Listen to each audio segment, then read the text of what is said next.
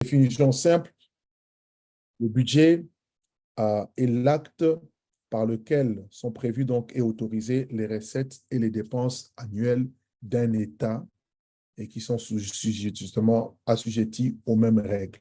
D'une manière, enfin, partant d'une définition simple, on parle de budget, c'est une somme dont on peut disposer pour une dépense précise. Voilà pourquoi on peut parler d'un budget familial, d'un budget domestique, un budget de l'entreprise, de l'association, peu importe la structure. C'est un terme économique qui désigne l'ensemble des revenus et des dépenses. Établir un budget, c'est prévoir une somme d'argent en fonction des entrées, en fonction des ressources, des recettes, et échelonner aussi les dépenses pour savoir combien peut me rester pour l'épargne, pour les dépenses, mais aussi pour autre chose. Et c'est ça, établir un budget d'une manière générale. Quand on parle de budget, le budget, c'est une loi formelle pour la bonne gestion financière. D'accord? Dans le budget, on énumère les recettes, c'est-à-dire toutes les ressources qu'on peut avoir. Lorsque vous faites votre budget, vous devez avoir une case, peut-être la prochaine fois, je partagerai quelques outils, avoir des cases où vous devez renseigner euh, toutes vos ressources, tout ce que vous faites rentrer comme ressources. Ça peut être le salaire, ça peut être les allocations, ça peut être un deuxième salaire que vous avez d'une activité, ça peut être des loyers si jamais vous avez une maison que vous faites louer ou un appartement que vous faites louer, un business, les intérêts, ce que vous payez vous-même dans votre entreprise, tout ce qui vous revient à vous, d'accord, ça fait partie donc des recettes. Et donc, vous devez ranger ça dans une colonne et faire le total de ce que vous gagnez, par exemple, mensuellement. Vous pouvez le faire aussi à l'échelle annuelle. Et de l'autre côté, vous devez avoir également toutes les dépenses prévues, d'accord? Prévues par rapport à ce budget. Il faudrait faire en sorte que le budget ne soit jamais déficitaire, c'est-à-dire que les entrées ne soient jamais en dessous des dépenses pour vivre au-dessus de ses moyens. Il faudrait toujours s'organiser pour que les dépenses soient largement inférieures aux entrées, ce qui va vous donner une marge de manœuvre pour pouvoir justement être à l'aise avec les ressources dont vous disposez. D'accord? Je donne un exemple. Si vous gagnez 500 euros et que vous dépensez 500 euros ou 520 euros, là, il y a un problème. Vous ne pouvez rien faire au fait parce que tout ce que vous recevez, ben, vous le perdez. Vous le perdez par les dépenses, par plein de choses. Donc, pour qu'un budget soit excédentaire, un budget soit bénéficiaire, il faudrait que les dépenses soient inférieures aux entrées. D'accord? Ça, c'est d'une manière générale. Tout le monde connaît le concept, hein? C'est juste des expressions ou des termes pour euh, justement l'expliquer. On parle de budget. Le budget remplit un rôle très important dans la prévision financière. Alors on parle de budget prévisionnel, d'accord? Où on peut planifier sur une année, sur un mois, sur un trimestre, les entrées, mais aussi les dépenses pour savoir comment est-ce qu'on peut se comporter. Ça nous donne une vision par rapport à l'avenir pour savoir est-ce que je m'engage dans telle dépense ou dans telle autre dépense ou pas. Autrement, je risque de me retrouver dans les problèmes. Vous allez voir, beaucoup de chrétiens ont des problèmes d'argent. Pas parce qu'ils ne gagnent pas de l'argent, mais parce qu'il n'y a pas une sagesse financière, une intelligence financière, ou soit il n'y a pas, comment dirais-je, une discipline. Il y en a qui connaissent ces choses, mais qui ne le mettent pas en pratique, en fait. Donc, il faut également une discipline pour savoir gérer, sinon, ça va être difficile. D'accord? Donc, euh, lorsqu'on a une entreprise, par exemple, une association, une activité, dans le budget, il faut toujours prévoir également la trésorerie, c'est-à-dire un fonds qui doit être là, qui pourra servir en cas de situation brusque qui peut survenir dans la structure. OK? Donc, l'organisation de budget est une clé de la réussite. C'est-à-dire, si on veut réussir dans les finances, à bien gérer les finances, voici la première clé. la première clé, établissez bien votre budget, suivez de près votre budget. Ça va vous aider à ne pas faire des dépenses impulsives. Ça va vous aider à ne pas dépenser de manière folle et inattendue. Ça va vous aider à mieux gérer votre argent. Comprenez que l'argent que vous avez, ce sont des biens du Seigneur dont vous êtes les gérants. OK? Donc, ça ne vous appartient pas. Je peux choquer quelqu'un. Ça ne t'appartient pas. Ça appartient à ton Créateur qui met ça entre tes mains pour que toi, tu sois un bon gestionnaire. Donc, si tu ne sais pas gérer les finances, tu n'es pas un bon gestionnaire. Tu n'es pas une bonne gestionnaire. Et devant Dieu, tu n'es pas fidèle. Oui? C'est aussi une marque d'infidélité, une mauvaise gestion. Le manque de sagesse dans la gestion financière révèle aussi notre niveau de fidélité, d'engagement, aussi de loyauté vis-à-vis du Seigneur. Voilà pourquoi il est important de commencer là. Important de commencer. Donc, il y a des gens qui fonctionnent comme ça, sans budget, sans planification. Il faut avoir un cahier, ou sinon, au jour d'aujourd'hui, à l'heure du numérique, vous avez des outils. Vous pouvez même aller sur, comment dirais-je, sur Excel. Il y a, on va vous proposer des tableaux de suivi de budget où vous allez renseigner vos entrées et vos dépenses et après calculer. Ça va vous permettre de faire un suivi de près de tout ce que vous avez. D'accord? Commencez avec les petites choses, commencez avec les petits montants. Ça va vous forger pour que vous puissiez aller plus loin. J'ai compris une vérité avec le Seigneur, c'est que avant d'être fidèle dans les grandes choses, Dieu nous veille pour ce que nous soyons d'abord fidèles dans les petites choses. La fidélité dans les petites choses nous détermine ou nous qualifie pour la fidélité dans les grandes choses. Si quelqu'un n'est pas fidèle dans les petites choses, il ne peut jamais l'être avec les grandes choses. Si tu ne sais pas gérer 1 000 euros, tu ne pourras jamais gérer 10 000 euros. Si tu ne sais pas, sais pas gérer 10 000 euros, tu ne sauras jamais gérer 100 000. Si tu ne sais pas gérer 100 000, tu ne sauras jamais gérer 1 million. Toi qui veux être millionnaire, commence d'abord à gérer le 1000 que tu as. Vous comprenez? Amen. Très important. OK. Prochaine diapo. Le budget selon la pensée de Dieu. D'accord? Vous allez voir que dans la Bible, on n'utilise pas le mot budget. On ne voit pas le mot budget dans la Bible. Mais la Bible nous donne des directives précises au niveau de l'importance du budget. C'est un plan d'action. D'accord? Donc, le budget, c'est un plan qui est clair, qui nous permet de contrôler nos revenus et nos dépenses. D'accord? Il y a un texte dans le livre de Proverbes au chapitre 27, le verset 23 qui dit « Connais bien chacune de tes brebis et donne tes soins à tes troupeaux. » Si on doit le traduire en langage moderne, on peut dire « Nous devons être conscients de l'usage de nos revenus afin de déterminer si nous devons effectuer quelques ajustements dans nos dépenses. » Ça veut dire quoi? Ça veut dire que si admettons que il m'arrive, Dieu m'a béni, je commence à gagner, un exemple, 3 000 euros par mois. J'ai un salaire de 3 000 euros par mois ou un salaire, je ne sais pas, de 2 500 euros par mois. Je peux avoir un train de vie d'une personne qui gagne ce montant. D'accord? Je peux perdre ce travail et demain, je me retrouve avec un travail qui paye 1 200 euros. Ça veut dire que si je n'ai plus le même niveau de revenu qu'hier, je dois être en mesure d'ajuster mon comportement de dépenses en fonction de mes entrées. Or, vous avez des personnes aujourd'hui qui vivent par rapport aux apparences, mais aussi qui vivent par rapport, je dirais, aux pulsions. Ce qui le monte à la tête, ils font.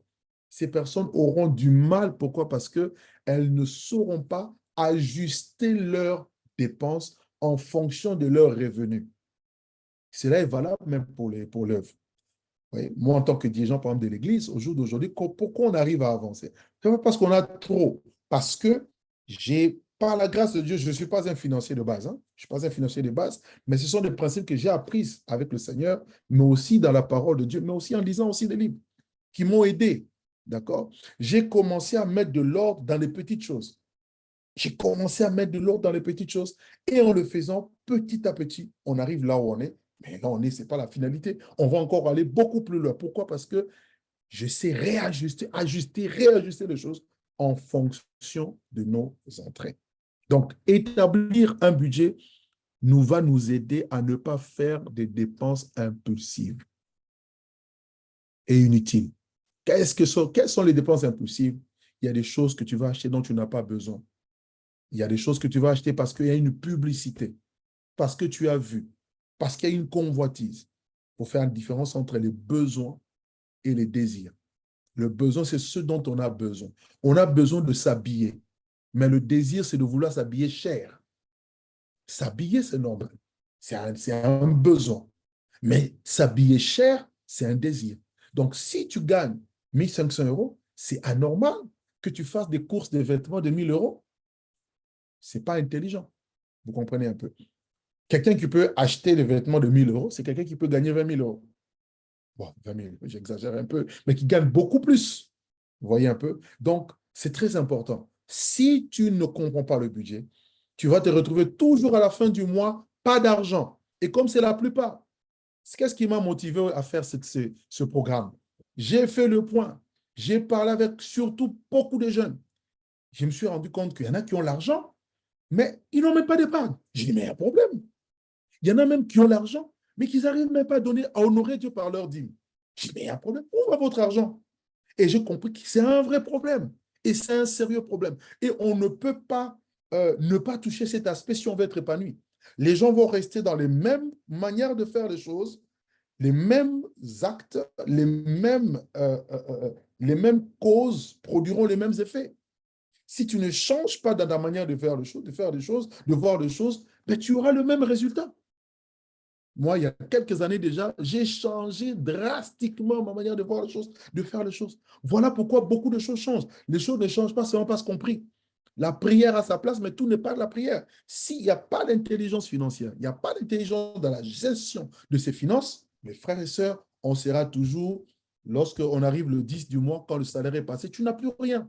Et tu commences à vivre par la foi et tu commences à dire le juste vivra par la foi. Mon ami, le juste vivra par la foi, mais pas dans ton domaine, dans ton cas, parce que dans ton cas, tu as plutôt manqué de sagesse pour savoir gérer les choses. Tout ce que tu vois, tu veux acheter. Tu passes dans les magasins en désordre.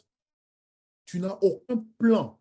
J'achète, à quel moment j'achète les vêtements, à quel moment j'achète ça, à quel moment j'achète ça. Tu achètes une voiture, par exemple, si tu n'en as pas besoin. Ce n'est pas la peine d'en avoir, parce que c'est des dépenses. Il faut planifier cela.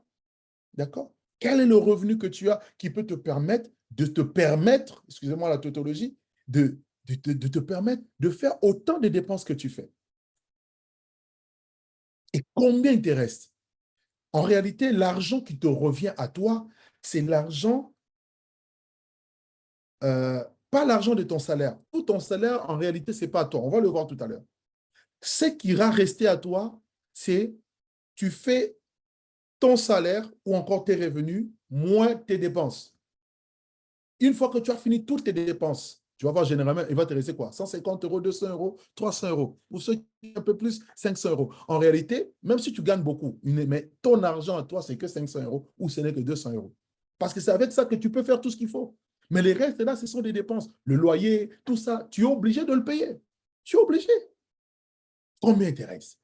Et voilà pourquoi on se met la corde autour du cou. D'accord? Donc, c'est important, c'est important. Il y a un homme qui s'appelait Bill Gustavo qui disait justement que établir un budget nous aide à ne pas faire des dépenses impulsives et inutiles et aussi à vivre selon nos moyens et nous prépare pour des futurs besoins. Vivez, quelqu'un a dit une fois, si tu veux bien vivre, si tu veux bien gérer tes finances, apprends à vivre non selon tes moyens, mais en dessous de tes moyens. Ne tombez pas dans le piège de paraître, de m'as-tu vu. C'est ça qui tue aussi une certaine personne, une certaine catégorie de personnes dans certaines communautés. Ne vivez pas par rapport au paraître. Qu'on me voit, qu'on fasse ci. Non. Vivez en dessous de vos moyens. Il y a des choses, tu ne peux pas te permettre de les avoir maintenant parce que tu n'as pas encore les moyens. Chaque chose en son temps. D'accord? Ne vivez pas en comparaison. Ne vous comparez pas aux autres. Moi, je ne me compare à personne. Voilà, personne. Donc, je vis par rapport à ce que Dieu met entre mes mains. Et d'ailleurs, pour votre information, je vis toujours en dessous de mes moyens. Ah oui, largement. Largement. Sinon, je ne peux pas gérer les finances. Vous voyez? On avait la possibilité, même en gérant l'église, faire tellement de choses. J'ai dit non, on n'est pas à ce niveau-là. Chaque chose en son temps. Donc, j'ai dit non. J'ai refusé certaines choses parce que je sais où je vais aller. Donc, c'est important. Sachez où vous voulez aller. Mieux vaut souffrir aujourd'hui, te discipliner aujourd'hui, te priver aujourd'hui pour être à l'aise demain, plutôt que d'être là, d'être toujours à corps autour du cou et toujours crier, crier, crier, crier. D'accord? Amen. Très important. Il nous faut gérer l'argent avec sagesse. Donc, dans le budget, il faut beaucoup de sagesse. Beaucoup de sagesse et également en considérant les saisons de la vie. Euh, Lorsque le Seigneur permet que tu puisses avoir beaucoup de revenus pendant un temps, sache que dans la vie, il y a toujours deux saisons. Il y a la saison d'abondance, qu'on appelle la saison de vache grasse, et vous avez la saison de disette, la saison de vache maigre. La vie est faite comme ça, ce n'est pas d'aujourd'hui, c'est un cycle. Comme aujourd'hui, nous sommes en train de vivre la saison des vaches maigres un peu partout dans le monde. C'est la crise, ce n'est pas qu'en France, c'est partout dans le monde. C'est un peu compliqué, les taux se resserrent. Vous voyez, avec le taux d'inflation, c'est dur. Mais il y en a, lorsqu'ils ont eu l'abondance, ils n'ont pas su planifier le moment des disettes. Vous lirez dans Genèse 41, on nous montre les visions que Pharaon avait eues et la sagesse que Dieu avait donnée à Joseph pour interpréter ses songes. Que pendant le temps d'abondance, il fallait non seulement consommer, mais utiliser, prendre un cinquième des revenus, le mettre à côté. Et c'est ça qui a aidé l'Égypte à fournir le blé pendant plus de 7 ans, alors que la famine avait touché le monde entier ou encore la terre entière. Donc, c'est très important, ce principe-là. Okay? La maîtrise du budget est possible aussi le contentement. Il y en a qui établissent le budget. Bon, moi, je ne peux pas dépasser 1 000 € par mois. Je gagne par exemple 2 000 ou encore je gagne 1 500, 1 600.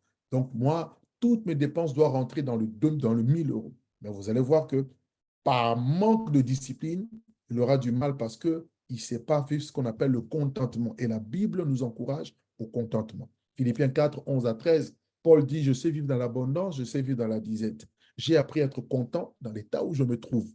Paul dit dans 1 Timothée, au chapitre 6, versets 6 à 9, il parle de la piété qui doit être accompagnée du contentement, de ne pas tomber dans le piège où beaucoup veulent s'enrichir et tombent dans des désirs pernicieux.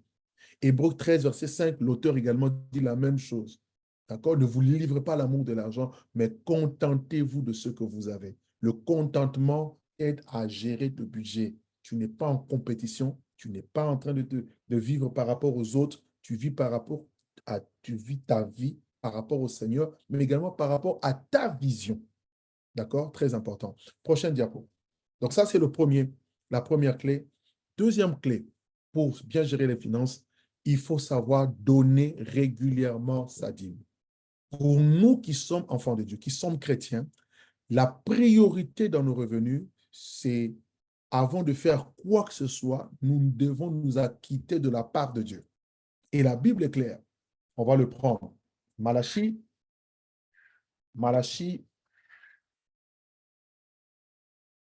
au chapitre 3, verset 10, la Bible dit, apportez à la maison du trésor toutes les dîmes afin qu'il y ait de la nourriture dans ma maison. Mettez-moi de sorte à l'épreuve, dit l'Éternel, et vous verrez si je n'ouvre pas pour vous les écluses de cieux et si je ne répands pas sur vous la bénédiction en abondance. Pour vous, je menacerai celui qui dévore et ne détruira plus le fruit de la terre, car la vigne ne sera pas fertile dans vos campagnes, dit l'Éternel des armées.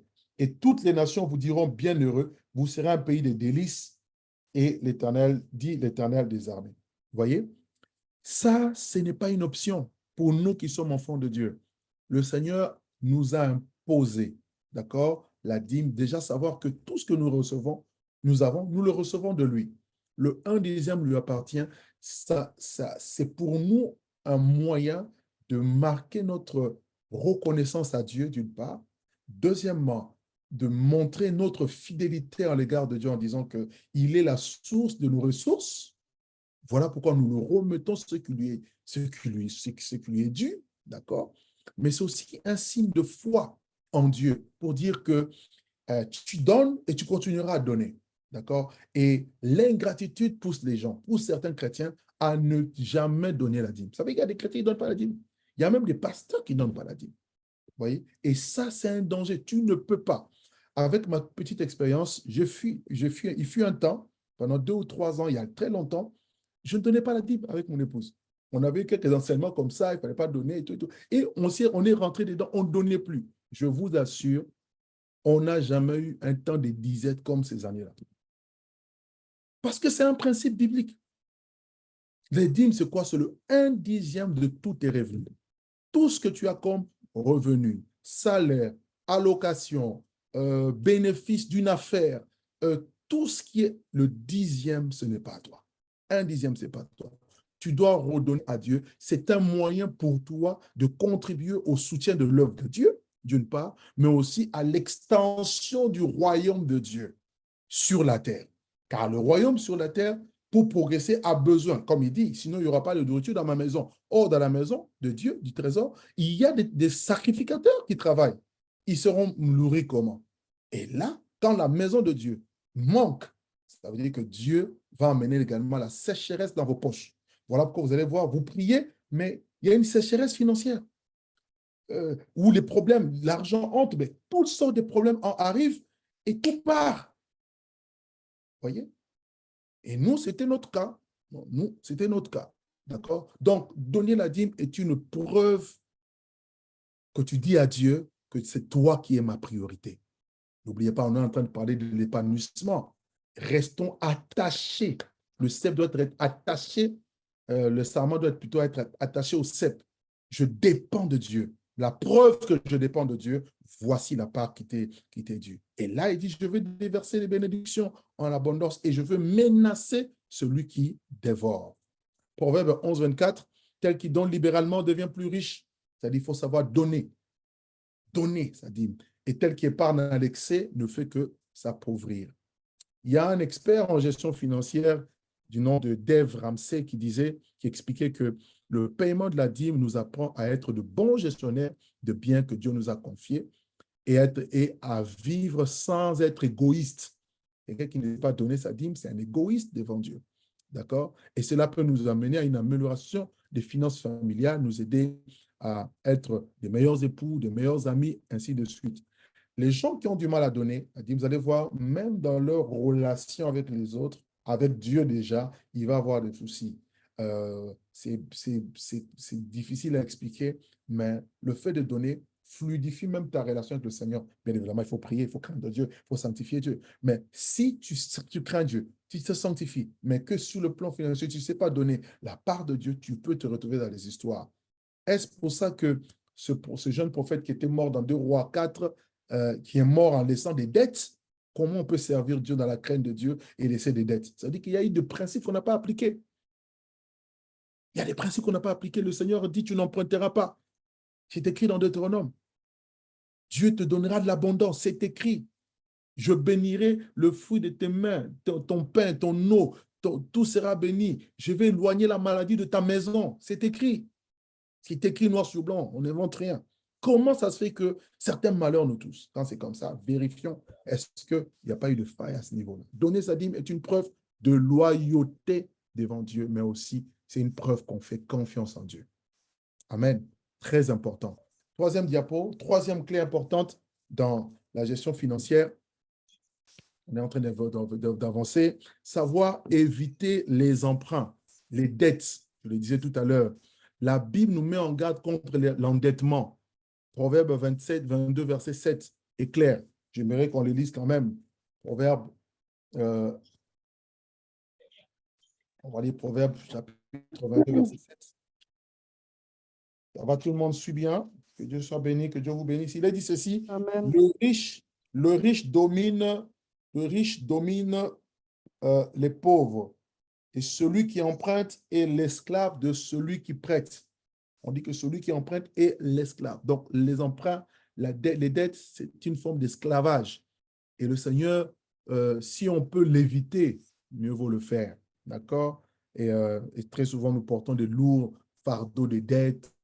On devient débiteur ou encore esclave de nos débiteurs, de nos créditeurs, pardon, ou encore de nos créanciers. Et ça, ce n'est pas la volonté de Dieu. Quand tu as des dettes, tu es mal à l'aise.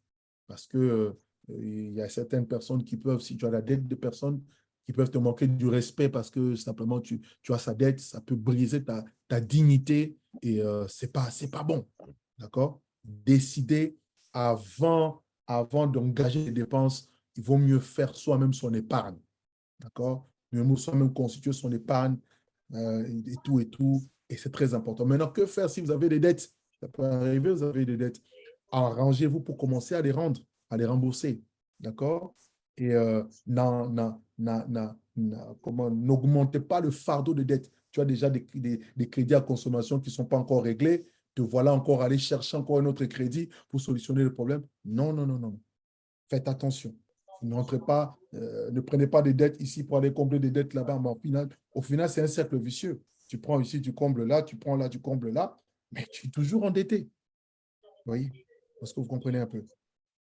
Les seules dettes qui sont importantes, enfin, qui peuvent vous apporter la valeur, on en verra peut-être vers la fin, ce sont des dettes, par exemple, quand tu vas prendre un crédit pour, par exemple, t'acheter une maison parce que tu veux simplement sortir un peu du loyer, être là tout le temps, payer le loyer, alors que cette somme-là tu pouvais capitaliser cela pour que le bien puisse te revenir.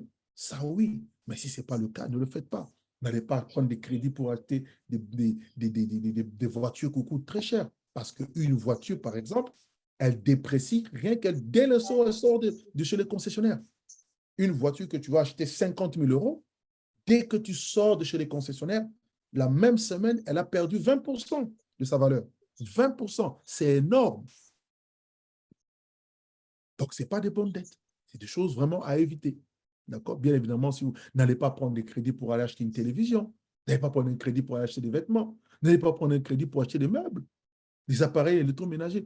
Ça, là, ça va vous. C'est des choses qui tombent en panne et ça vous met dans des pétrins. Vous comprenez un peu. Et la Bible nous met en garde. Je n'aurai pas le temps de lire, mais vous allez lire, j'ai mis quelques textes là. Proverbe 6 nous parle de ne pas entrer en caution, prendre caution pour autrui et tout et tout. Et la Bible interdit cela. La Bible nous demande de ne pas. Pourquoi certains prennent des dettes? Parce qu'ils ne peuvent pas vivre sans le matériel ou encore sans certaines choses. Non, ne jamais le faire. D'accord? OK? Amen. Gloire au Seigneur. Donc, 1 Timothée 6, 10 nous dit que l'amour de l'argent, c'est la racine de tous les maux. D'accord? Proverbe 28, verset 22, nous met également en garde contre les personnes qui veulent s'enrichir vite. Il y en a aussi qui veulent vite s'enrichir. Ils vont emprunter de l'argent. Moi, une fois, ça m'est arrivé, hein, je me répands vraiment. Emprunter l'argent pour aller mettre dans une affaire. Et puis, l'affaire n'a pas marché. Et puis te voilà, non seulement tu as perdu l'argent, mais en plus tu dois. Tu dois à la personne. Donc, ça te met dans des histoires. Vous comprenez? C'est des choses véritablement à, à éviter. D'accord? L'autre diapo, quatrième principe par rapport à la bonne gestion financière, c'est économiser avant de dépenser. Ayez une culture d'épargne. Mais comment tu vas épargner si tu n'as rien? Donc, ça veut dire que avant de commencer d'épargner, je vérifie ton budget, vois s'il y a des éléments inutiles que tu peux enlever. D'accord? Voilà. Vois s'il y a des postes qui te prennent beaucoup d'argent que tu peux supprimer dans ton budget. Ça va te donner de l'argent, ça va te donner de l'argent en plus. Et s'il y a de l'argent en plus, tu pourras maintenant commencer à épargner. Et tu pourras épargner pour pallier à des soucis financiers, pour rembourser des dettes. Et c'est un principe biblique. Proverbe 21, verset 20 nous dit, des précieux trésors et de l'huile sont dans la demeure du sage. Donc, dans la demeure du sage, on trouve quoi? Des trésors, on trouve de l'huile. D'accord? Mais l'homme insensé les engloutit. C'est-à-dire quelqu'un qui est insensé n'a pas d'épargne, n'a rien, n'a aucune richesse parce qu'il vit au jour le jour. Si je vous pose la question, qui de vous a une épargne? Bon, ne répondez pas, ne répondez pas. C'est une question individuelle. Pose à toi-même la question, est-ce une épargne? Et en termes d'épargne, j'en ai déjà parlé, je vais revenir là-dessus, c'est toujours important d'avoir au moins 3 épargnes, 3 sortes d'épargne. On va en parler tout à l'heure. Proverbe 6, verset 6 à 8, nous parle de la sagesse de la fourmi. On nous montre comment la fourmi est intelligente et elle amasse, pardon, pendant la moisson, en vue ou en prévision de ce besoin futur. Vous connaissez le récit, la cigale et la fourmi. La cigale est en train de chanter, elle est en pleine distraction. Pendant que la cigale chante, pendant que les gens sont distraits, la fourmi est en train de travailler. La fourmi est en train de bâtir, d'amasser en été. L'été, c'est le temps favorable pour que, en hiver, il n'ait pas à travailler. Ça, c'est la sagesse qu'on retrouve même dans les animaux. D'accord? Que Dieu a créé. Donc, il est important dans la pensée de Dieu d'économiser, d'épargner avant de faire des dépenses. Sinon, vous allez droit au mur. D'accord? Ayez 3 comptes s'il le faut. Un compte d'épargne voilà, pour le besoin qui peuvent surgir à tout moment. Okay? Un autre compte d'épargne qui pourra vous aider pour réaliser des grands projets. D'accord? Et puis, une épargne de sécurité, qu'on appelle encore une épargne de secours. C'est comme un fonds d'urgence que vous pouvez puiser en cas de problème. Quand un problème peut surgir à n'importe quel moment, il ne faut pas manquer quelque chose à la maison. Vous devez avoir au moins un petit 200, 300 euros quelque part. Si jamais un souci, tu vas aller demander à qui? D'accord? Donc, ça s'appelle l'intelligence financière. OK? Amen. Donc, c'est très important. Donc, les spécialistes disent que, en finance, je veux dire, hein, qu'il vaut mieux épargner 10% de son revenu. D'accord? Mais quand je lis la Bible, au temps de Joseph, en Égypte, il épargnait le 1/5. Ça veut dire qu'on peut aller jusqu'à 20%. Pour ceux-là qui ont plus, ils peuvent aller jusqu'à 30% par rapport à leur épargne. Vous comprenez? La raison pour laquelle apprenons à vivre en dessous de nos moyens pour nous permettre de dégager une épargne conséquente qu'on peut affecter ici et là pour qu'on se crée quand même une certaine sécurité financière. Ce n'est pas un manque de foi, c'est plutôt la sagesse. La Bible nous demande d'avoir la foi, mais la Bible nous demande aussi d'avoir la sagesse. Une foi sans sagesse, c'est de la folie. C'est une folie que de vivre. Aujourd'hui, on te donne beaucoup d'argent, tu prends tout, tu gaspilles parce que tu te dis demain qu'on va me donner. Ça s'appelle la folie. Si Dieu permet qu'on te donne beaucoup d'argent un jour, rends grâce à Dieu, donne la part de Dieu, mais le reste demande à Dieu la sagesse et à quoi cet argent doit être affecté. Que le Saint-Esprit doit aussi prendre le contrôle de nos finances. On laisse le Saint-Esprit prendre le contrôle seulement de nos vies de prière, mais pas nos finances. Est-ce qu'il dirige nos finances? Est-ce qu'il dirige tes finances? N'importe qui t'appelle. On t'appelle, voilà, quelqu'un en Afrique, aux Antilles t'appelle, il faut donner 500 euros, je vais faire si toi, si tu envoies. Ce n'est pas comme ça. Ce n'est pas comme ça qu'on fait. D'accord? Vous êtes des gestionnaires. Donc, Dieu vous demandera des comptes par rapport à la gestion de vos finances. Amen. Bien évidemment, le but de l'épargne, c'est aussi pour investir. Alors, je vais vous dire quelque chose. Je l'ai noté là parce que c'est important. J'ai découvert chez les Juifs que ça, c'est une éducation que les parents juifs donnent à leurs enfants. Tous les Juifs, sans exception. Je dis bien sans exception. Nous savons qu'ils ont pour père Abraham, ils sont, comment dirais-je, ils s'appuient sur la Torah. D'accord? Peut-être plus tard, on en parlera. On leur inculque une certaine éducation, de sorte que lorsque un Juif commence à gagner de l'argent, il doit investir dans 3 directions principales. Et vous allez voir que c'est biblique. 3 choses. La première des choses, il doit investir dans les terres. C'est-à-dire, il faut qu'il achète des terres. Si c'est possible en Israël, mais là où ils sont. D'ailleurs, la Bible nous dit dans Jérémie 29, là où vous êtes emmenés en captivité. Il y en a qui disent, oh non, nous on est en France, on ne va pas acheter, si on va acheter, c'est en Afrique. Mon frère, tu n'as pas bien compris la Bible. Jérémie 29 dit quoi? Vous êtes en captivité, mais là en captivité, à Babylone, construisez des maisons, bâtissez de belles maisons et habitez-les. Mariez-vous, mariez vos enfants. C'est écrit dans Jérémie 29. Lisez-le à partir du premier verset jusqu'au verset 9. C'est écrit noir sur blanc. Et vous avez des personnes qui sont en France depuis des années, mais qui n'ont jamais acheté de terre. Je te défie, à partir d'aujourd'hui, change ta mentalité, change ta vision. Commence à penser là où tes pieds là sont, là où tu vis là. Il faut que tu achètes des terres. Quelqu'un peut me donner un amen quand même? Je vais avoir un amen quand même là, avant de continuer. Amen. Tu es là, tu Amen. vis en France, Amen. ça fait 20 ans, 25 à 30 ans que Amen. tu es en France, Amen. toi, tu penses je vais construire au pays. Amen. Et puis, le jour où tu pars au pays, c'est un cercueil qui part au pays. Tu n'as même jamais habité là-bas. Je ne suis pas contre qu'il faut acheter là-bas. Mais quand tu as la possibilité, à moins que tu n'aies pas la possibilité d'acheter là où tu es, oui. Mais si tu as la possibilité, commence à acheter là où tu es. Et voilà pourquoi les Juifs ont des terres partout. Regardez le complexe où nous sommes, à Villeneuve. Tout le complexe a un Juif. Il en a au moins une dizaine comme ça. Ouais. Comment ils font? Comment ils font? Et moi, ça me révolte. J'ai dit non. Moi, je veux vivre la parole.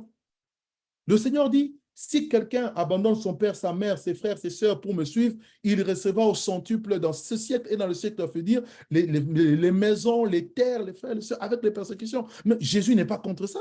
Pas du tout. Il est contre quelque chose, je vais dire, vers la fin. Quand ton cœur s'attache à ça, c'est ce qu'il ne veut pas. Mais la foi, non. Donc, pensez, changez vos mentalités. Première des choses que les Juifs font, ils achètent des terres. Donc, commencez déjà à acheter des terres. Pourquoi? Parce que ça prend de la valeur. Partout dans le monde, la terre a toujours pris de la valeur. Deuxièmement, ils achètent des biens immobiliers. Des terres, peut-être pour construire, pour faire de l'agriculture et tout, je ne sais pas. Deuxièmement, c'est des biens. Un appartement, une maison s'il le faut, et tout, et tout. Et là où les opportunités s'ouvrent à toi, fais de même. Troisièmement, ils ouvrent des entreprises pour gagner de l'argent. Donc, ils ont un mindset de comment gagner de l'argent, comment générer de l'argent. Et ça, vous le voyez dans la parabole des talents. C'est une parabole qui parle de l'argent. À l'un, on a donné 5, à l'un autre 2, à un autre un seul talent. Celui qui a reçu un seul talent, malheureusement, c'était un paresseux. Donc, la plupart d'entre nous sommes des paresseux. Nous gardons seulement, mais nous ne fructifions pas. Il faut faire fructifier les talents, l'argent que Dieu te donne. Crée un business et une pensée. Tu es intelligent. Dieu m'a dit, je t'ai donné l'intelligence. Utilise ton intelligence, ton argent est dans ton cerveau. Et c'est ce que je fais. Et je vous assure, ça marche. Tu sais faire quoi? Tu sais coudre, tu sais couper les cheveux, tu sais faire les ongles. Tout ce que tu sais faire, monétiste, chrétien, entre nous aussi, je vais ouvrir une petite parenthèse. Arrêtons aussi, lorsqu'on sait qu'un frère fait les ongles, plutôt, une sœur, pardon, sait faire les ongles, tu vas toujours chez la personne et puis tu fais faire et tu ne payes pas. L'esprit de gratuité, il faut que ça s'arrête. Amen. Amen, amen. Il faut que ça Amen. s'arrête parce que on va rester broke, on va rester médiocre. Il faut apprendre à payer. Voilà. Oui. Amen. Il faut apprendre à payer. Il faut apprendre à payer. C'est encourager aussi les talents. Et puis la personne qui reçoit, ça l'aide aussi à bâtir une stratégie pour savoir comment fructifier cela. C'est très important. Et la sagesse et l'intelligence financière peut te donner des ouvertures, d'idées pour aller voir ta banque, poser des questions. Est-ce que je peux faire un placement? Aujourd'hui, il y a plein de placements. Tu peux ouvrir un compte d'assurance vie, hein, avec négocier des taux assez intéressants. Tu peux te lancer dans la bourse. Aujourd'hui, il y a tellement de solutions. Frères, sœurs, c'est important. Économiser pour investir. Parce que si vous investissez, vous aurez ce qu'on appelle un retour sur investissement.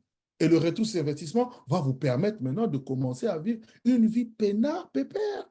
Et je crois que c'est ça l'épanouissement aussi. Dites Amen. Amen. Amen. Amen. Amen. Cinquième chose, allons-y vite. Je crois que j'ai terminé seulement aux 6 choses-là. On fera la session 2 pour laisser le temps aux questions. D'accord? Être généreux. 6e clé. 5e clé. Il faut être généreux. Être généreux, c'est quoi? C'est être capable, être prêt, avoir un bon cœur, un grand cœur pour savoir faire du bien, donner aux autres. Tu donnes ta dîme, c'est important, mais tu dois aussi donner aux autres. Vous allez voir, chez les Juifs, il y a ce qu'on appelle le sadaka. Il faut toujours penser à un pauvre quelque part. Les riches aux États-Unis, c'est ce qu'ils font. Ils sont bénis, même s'ils sont païens, occultistes, mais ils cherchent toujours des pauvres. Là, ils vont aller créer des fondations, des œuvres sociales, ils vont créer des choses, des orphelinats, pour faire du bien, parce qu'ils ont compris que ça marche. Comment, on ne sait pas l'expliquer. D'accord? Vous avez le cas de Corneille, par exemple, dans Actes chapitre 10, 1 à 2. On nous dit que Corneille, il n'était pas juif, hein, c'était un centenier romain, mais il faisait beaucoup de monde au peuple, jusqu'à ce que Dieu l'a visité. Pourquoi? Parce que tout ce que Dieu te donne n'est pas à toi. Notez-le, tout ce que nous possédons n'est pas à nous. L'argent, tout n'est pas à toi. Les biens matériels, tout n'est pas à toi. Ça vient de Dieu, mais ça doit être redistribué. Mais ça comme principe, tu verras. Tu verras comment est-ce que Dieu va commencer à multiplier les choses. Tu ne vas rien comprendre. D'accord? Amen. Donc, Amen. le cœur de Dieu veut que nous puissions partager, d'accord, ce que nous recevons. Et Jésus a dit dans le livre de Actes, Paul qui rapporte les paroles de Jésus, dans Acte 20, verset 35, il dit, il y a plus de bonheur à donner qu'à recevoir. Amen. Plus de bonheur à donner qu'à recevoir. Donc, il faut apprendre à donner. Donner sans condition. Ne donnez pas parce qu'une personne va te donner en retour. Donne sans attendre rien, sans rien attendre en retour. D'accord? Faire des dons aux pauvres, faire des œuvres sociales s'il le faut. La Bible dit, celui qui prête à l'Éternel, qui donne aux pauvres, pardon, prête à l'Éternel, qui lui rendra selon son œuvre. Proverbe 19, verset 17, notez-le. Celui qui a pitié du pauvre, celui qui donne à un pauvre, la Bible dit, il prête à l'Éternel et l'Éternel lui rendra. C'est un principe de gestion, aussi de multiplication. Et d'autres versets qui en parlent. Et dernier point, puis on va passer aux questions. Je continuerai, on va faire la session 2. Comme ça, on va aller, parce que je ne peux pas tout dire ce soir. Le temps est parti aussi. D'accord? J'ai besoin de prendre aussi les questions. Sixième chose importante, sixième clé importante, savoir se confier en Dieu et non en ses finances. Voici le danger, le piège qui nous guette tous. Quand Dieu commence à nous faire grâce, à nous bénir financièrement, on a tendance à nous attacher maintenant à l'argent. Comment savoir que tu t'es attaché à l'argent? Tu as du mal à t'en détacher. Tout dans ta vie tourne autour de l'argent, alors que tout doit tourner autour du royaume. Vous comprenez? Cherchez premièrement le royaume de Dieu, sa justice. On n'a pas dit chercher l'argent. L'argent, ça vient après. Toutes choses vous seront données par-dessus tout. D'accord? Donc, le Seigneur, depuis la nuit des temps, a toujours mis en garde l'homme contre ce qu'on appelle l'avarice. L'avarice, c'est quoi? C'est la cupidité. Un amour effréné de posséder des richesses. La Bible appelle cela l'idolâtrie. La cupidité, c'est que tu n'es jamais satisfait. D'ailleurs, rien dans ce monde peut satisfaire un cœur. Aujourd'hui, tu as un objectif, tu l'atteins. Demain, tu veux un autre objectif plus élevé, ainsi de suite. Voilà pourquoi j'ai vu récemment le gars de Bernard Arnault, le gars qui est comment dirais-je, cet homme riche que vous connaissez là. En France, Quel dommage. il a réalisé un chiffre d'affaires comme pas possible. C'est passé. Mais il n'est pas satisfait. J'ai vu, je ne sais plus combien, c'est combien de milliards encore là? Je ne sais plus combien de milliards, on a parlé mais des milliers de milliards en euros, en dollars, pardon. Mais il veut plus. C'est ça, en fait. Le cœur de l'homme ne peut pas être satisfait dans ça. Voilà pourquoi ne tombe pas dans ce piège de toujours vouloir. Et des projets, oui. Bâtir un objectif et des objectifs clairs, des grands objectifs, rêve grand. Oui, je t'encourage. Mais que ton cœur ne s'y attache pas. Voilà le danger. Que tu sois prêt. Si Dieu te dit, prends tout, donne, que tu sois capable de donner. Moi, Dieu a testé avec moi. Je disais des choses, mais Dieu m'a mis à l'épreuve. Il m'a dit, prends ton bien là, donne. Eh bien, j'ai obéi, je fais. Jusqu'où tu aimes Dieu, est-ce que tu es prêt à donner? Ou bien tu es pris par maman. Vous ne pouvez servir deux maîtres à la fois. Soit c'est Dieu, soit c'est maman. Soit tu aimeras Christ, soit tu aimeras maman. Voilà pourquoi c'est merci, 15 milliards, c'est ce que je me disais. Au moins 15 milliards d'euros. Merci, merci Béni. Vous voyez? Donc, regardez maintenant, je vais vous donner quelques tests parce que je termine avec ce point. On continuera la prochaine fois, si vous êtes intéressé, bien évidemment. Deutéronome, on va lire quelques textes là rapidement, puis on va poser des questions. Si vous avez des questions, préparez-les déjà. Vous allez les poser. Deutéronome 8, verset 13. On va lire sur le verset 14 et puis le verset 17 à 18. Lorsque tu verras multiplier ton gros et ton menu bétail, s'augmenter ton argent et ton or et s'accroître tout ce qui est à toi, prends garde que ton cœur ne s'enfle et que tu n'oublies l'Éternel, ton Dieu, qui t'a fait sortir du pays d'Égypte, de la maison de la servitude. Prends garde que ton cœur s'enfle, devienne orgueilleux. C'est moi, c'est mon intelligence, ma sagesse, mes relations, mes compétences, mes études, mes diplômes. Abdi dit, prends garde. Verset 17. Garde-toi de dire en ton cœur, ma force et ma puissance et la puissance de ma main m'ont acquis ces richesses. Souviens-toi de l'Éternel, ton Dieu, car c'est lui qui te donnera la force de les acquérir. Souviens-toi de Dieu, parce que c'est lui qui te donne la force d'acquérir ces richesses-là. Pour confirmer, comme il a dit aujourd'hui, comme il est fait aujourd'hui, son alliance. D'accord? Psaume chapitre 62. Psaume 62, nous lisons le verset 11. Psaume 62, verset 11. La Bible dit ceci, « Ne vous confiez pas dans la violence, ne mettez pas un vain espoir dans la rapine. Quand les richesses s'accroissent, n'y attachez pas votre cœur. » Vous comprenez? Dieu te donne d'acquérir la richesse. Attention, il y a un piège. N'attache pas ton cœur. Tout ça, c'est vanité, vanité de vanité, poursuit devant. N'y attache pas ton cœur. OK?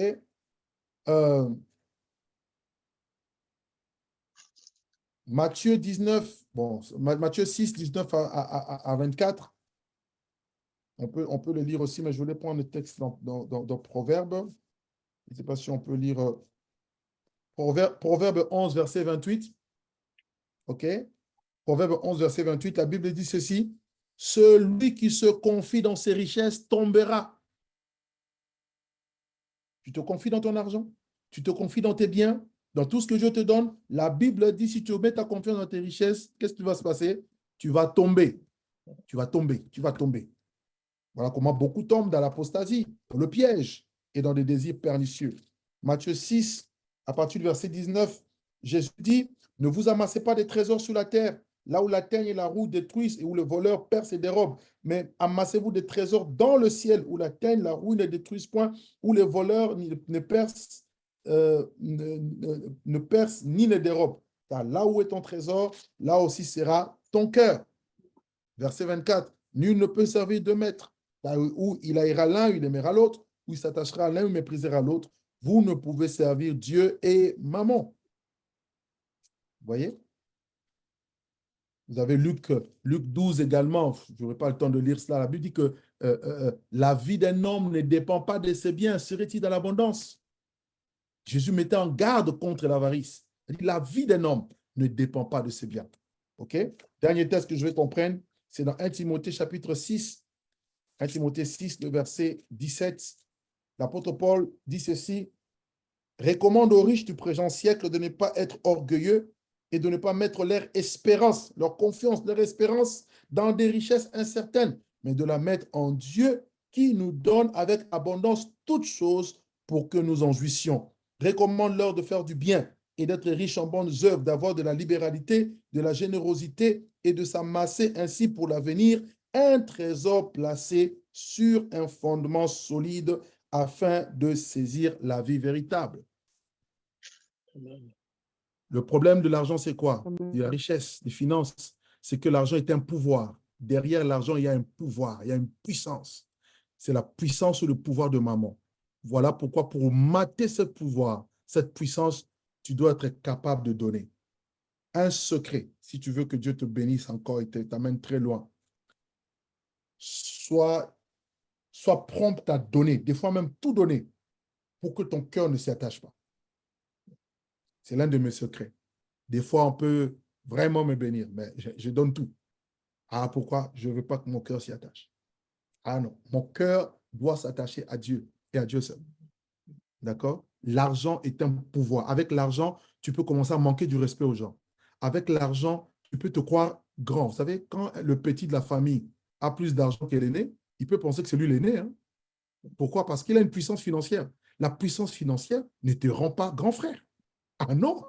Quelque chose que tu peux avoir. Donc, il y a des principes. À moins que le grand frère fasse comme Ésaü, vendre son droit d'aînesse contre un pot de lentilles. Ah oui, là oui. Sinon, non. Vous voyez? Ça donne un sentiment d'importance. ton importance, ta valeur ne vient pas de l'argent, ta valeur vient de la présence de Dieu. C'est le kabod de Dieu qui te donne la valeur.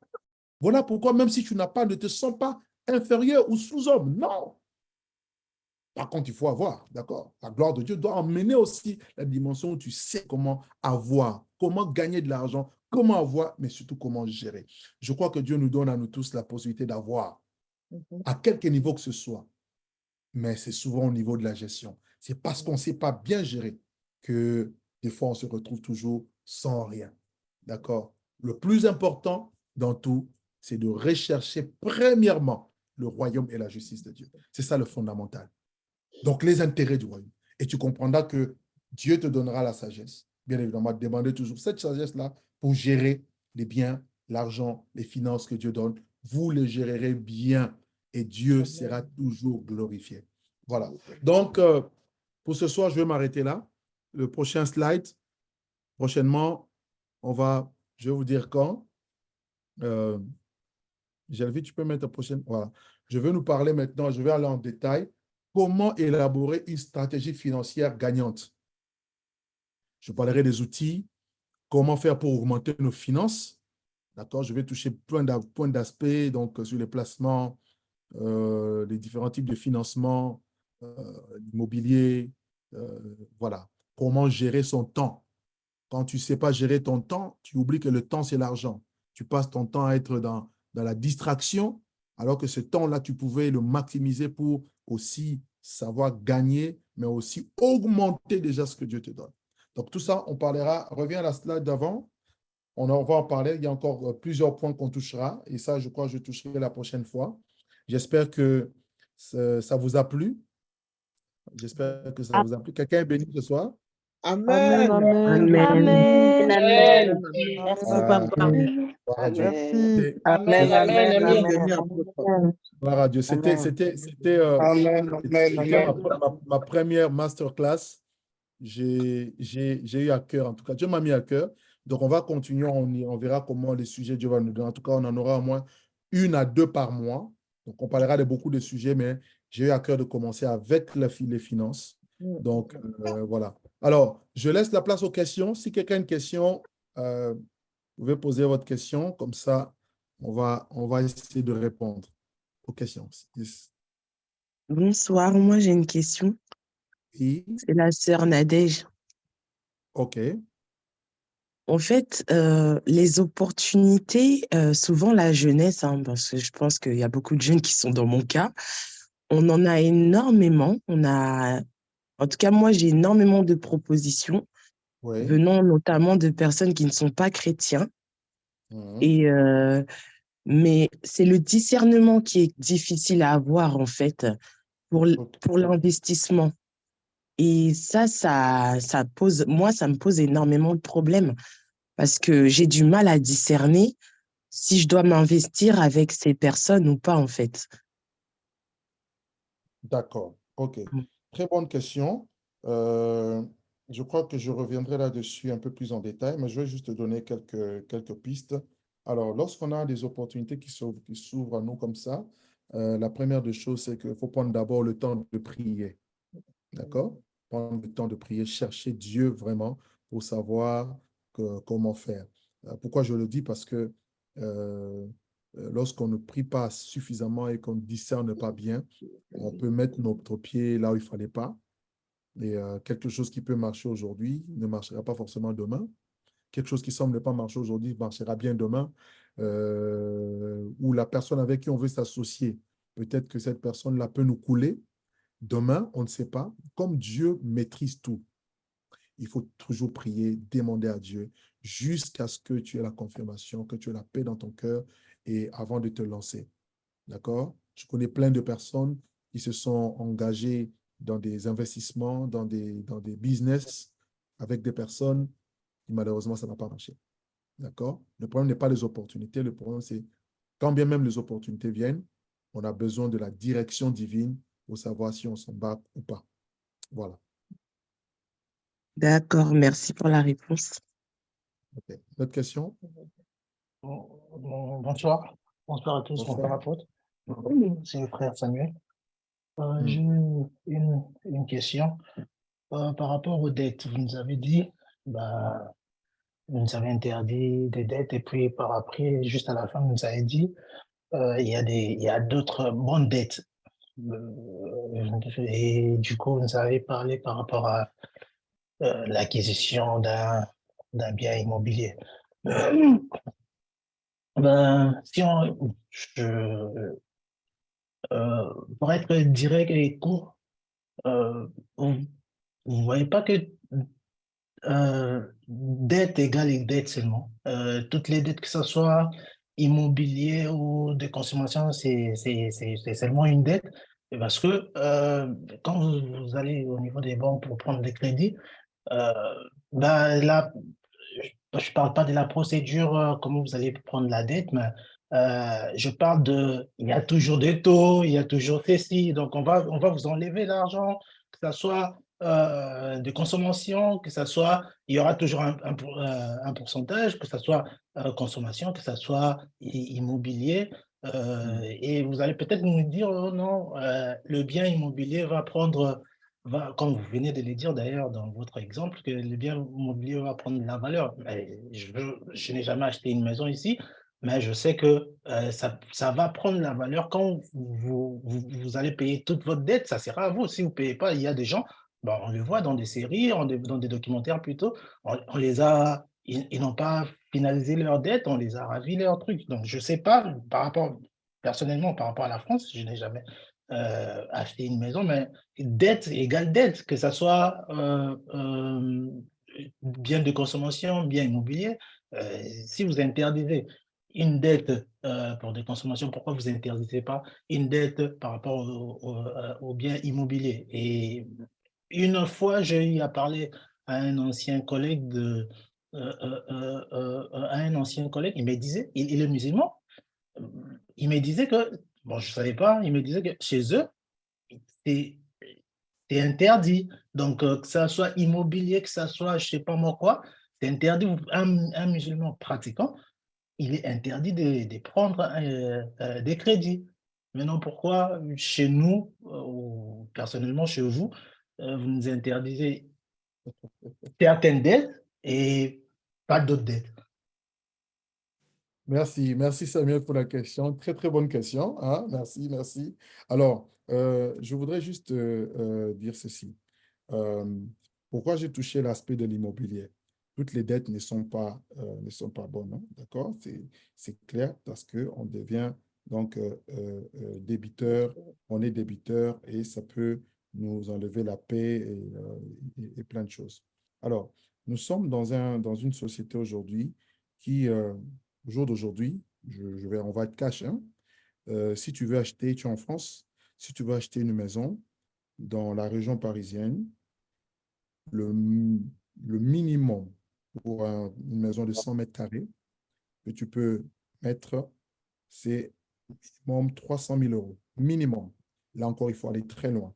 Sinon, le coût de l'immobilier, tu as 350 000 euros et tu montes. Ça va jusque des millions et des millions. OK?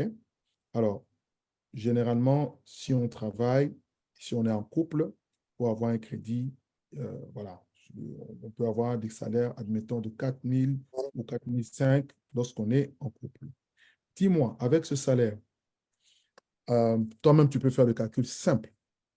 À quel moment tu vas totaliser 350 000 euros, sachant que chaque année, ça prend de la valeur. Je suis dans l'immobilier, hein. Je suis conseiller en immobilier, OK? Aussi, juste pour info. À quel moment tu vas totaliser la somme pour acheter cash? Et sachant que pendant que tu es en train de, de vouloir épargner pour avoir 350 000 euros, tu peux faire déjà le calcul toi-même, hein. Ça sera beaucoup plus simple. Je pense que ça te prendra en tout cas presque 40 ans pour le faire. OK? Et pendant ce temps, tu es en train de payer un loyer.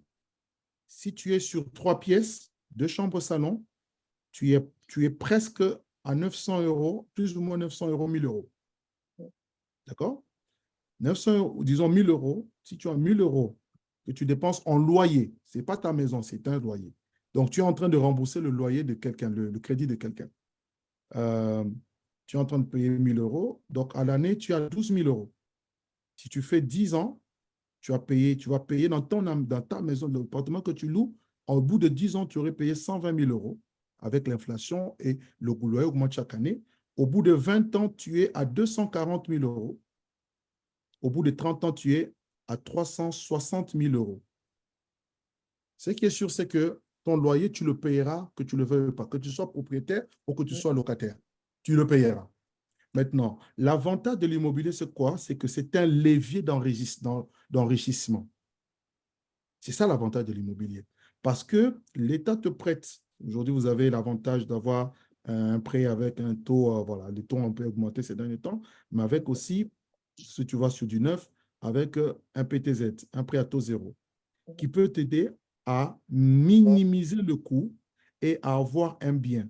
Et ce bien-là que tu vas acquérir, ce que tu rembourses, considère-le comme ton loyer, puisque là où tu es, tu payes un loyer. C'est ça l'avantage, en fait. Sauf que au bout de 10 ans, tu auras déjà payé 120 000. Même si tu vendais la maison, tu auras deux choses. Un, tu auras gagné, tu auras la plus-value sur la maison. J'en parlerai dans les prochaines masterclass. Hein. Je vais toucher moins l'aspect de l'immobilier. Et deux, tu auras 120 000 euros en plus de ce que tu as déjà payé, mais qui te revient à toi. Au fait, c'est comme si tu as épargné de l'argent, mais dans la pierre. C'est ça l'avantage de l'immobilier. Voilà pourquoi j'ai mis ce côté-là à part. Je ne l'ai pas englobé avec les autres. Contrairement à une voiture que tu vas acheter qui déprécie, c'est-à-dire que la valeur baisse. Une voiture à 50 000 euros neuve, par exemple, au bout d'une année, elle va coûter 38 000 euros. Au bout de 2 ans, 35 000, 32 000, et ainsi de suite. Mais jamais une maison. La maison augmente toujours de valeur chaque année. Et tout ce que tu payes, considère-le comme un loyer, tu vois? Et en plus de ça, le jour où tu n'es plus, ça constitue un patrimoine pour ta famille. Donc, c'est un héritage que tu laisses à ta famille. Je vais en parler prochainement plus en détail, d'accord? Pour aider un peu tout le monde à comprendre. Parce que la Bible dit qu'un homme sage, c'est celui qui laisse aussi un héritage aux enfants de ses enfants. Dis-moi, si tu ne veux pas tu veux pas utiliser ce levier, il n'y a que deux possibilités. Soit tu as du cash, tu achètes, soit tu prends un crédit. Là, par contre, c'est quoi j'ai parlé de bonnes dettes. Pourquoi? Je n'ai pas fini mon diapo d'aujourd'hui. J'avais prévu vers la fin parler un peu de levier. Il y a des dettes qui peuvent vous aider à augmenter votre valeur. Je donne un exemple. Les études aux États-Unis, par exemple, coûtent excessivement cher. Vous avez les études des universités classiques, c'est entre 18 000, 20 000 dollars. Vous pouvez monter jusqu'à 40 000 dollars l'année. Comment est-ce que les Américains font? Certains. Ils sont intelligents, mais ils n'ont pas la possibilité de payer, par exemple, l'université d'Harvard. Mais il va s'endetter. Il sait qu'en entrant en Harvard, il a non seulement l'éducation de qualité, il se bâtit un bon réseau, un bon carnet d'adresses et des opportunités que tout le monde n'aura pas. Quand il sort de là, il sait qu'au bout de 5 ans, tout ce qu'il a payé comme études, qu'il a pris comme crédit, si les parents n'avaient pas payé pour lui, parce que souvent les parents aussi préparent l'avenir des enfants dans ce domaine-là, il le rembourse et non seulement il a un très bon travail, il peut forcément percer, exceller dans la vie. Ça veut dire que l'endettement qu'il a pris, en réalité, on ne peut pas le considérer comme un endettement. Pourquoi? Parce que ça emmène une plus-value. Les mauvaises dettes, ce sont ceux-là qui vous détruisent. Mais les dettes qu'on appelle les bonnes dettes, ce sont ceux qui augmentent votre valeur. Et tous les riches, sans exception, je dis bien tous les riches, sans exception, utilisent toujours les leviers de la banque pour s'enrichir. Tous. Même quand ils ont du cash en épargne, ils ne prennent jamais leur cash. Ils prennent toujours un financement auprès de la banque parce que ce sont des établissements financiers, ils sont là pour ça. D'accord? C'est parce que souvent, on ne comprend pas, soit on ne connaît pas, soit on ne comprend pas comment est-ce que le système fonctionne. Mais une fois qu'on comprend et on maîtrise, je peux vous assurer, c'est un bon levier d'enrichissement. Je ne sais pas si j'ai expliqué un peu hein, dans ta question, mais je reviendrai en détail hein, pour parler un peu de l'immobilier en détail, pour comprendre pourquoi il faut l'avoir. Et c'est important. Parce que tu le veuilles ou pas, Samuel, là où tu es, tu payes un loyer. Moi, j'ai payé un loyer pendant 14 ans, je vous assure, je suis sorti là-bas, les yeux rouges, ça me frottait. Donc, j'ai pleuré parce que j'ai dû rembourser le crédit de… Vous comprenez, non? Faites-le pendant un temps, mais ne faites-le pas toujours. OK? Pasteur, pour ne pas monopoliser la parole, moi, ma préoccupation n'était pas vraiment Hmm. euh, par rapport à l'immobilier ou quoi, c'était par rapport au principe de dette.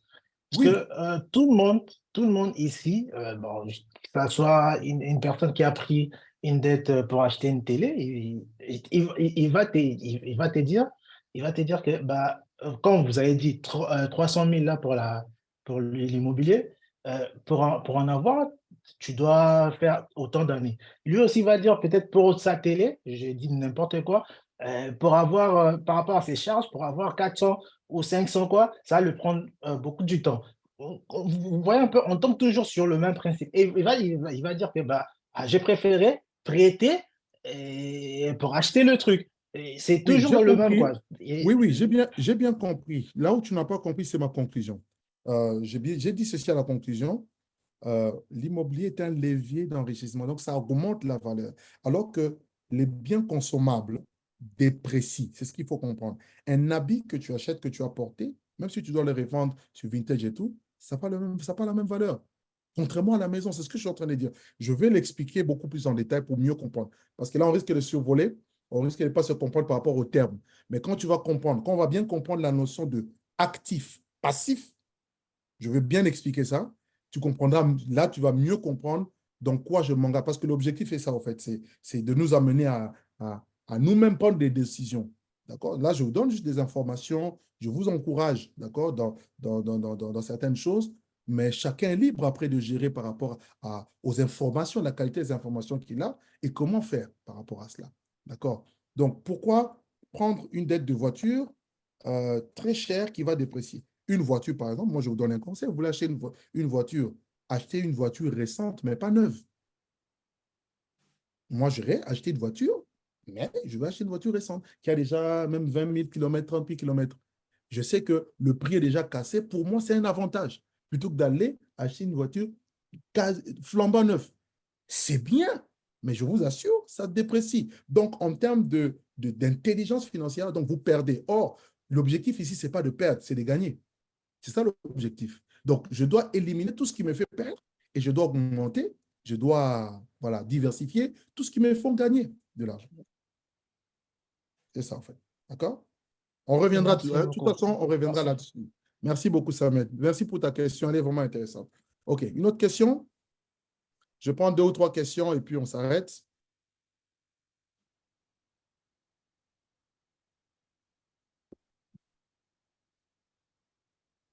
Plus de questions? Bonsoir, Bonsoir.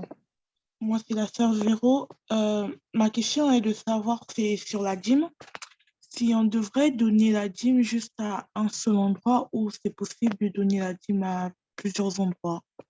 Non, non, non. La dîme se donne dans son église locale. On ne donne jamais la dîme à plusieurs endroits ou plusieurs personnes. La dîme se donne dans la maison où on est nourri. C'est ça. Oui, surtout pour les personnes qui suivent des cultes en ligne, souvent on se retrouve à suivre les cultes de plusieurs églises différentes et Hmm. voilà, on se retrouve à se nourrir dans plusieurs églises différentes.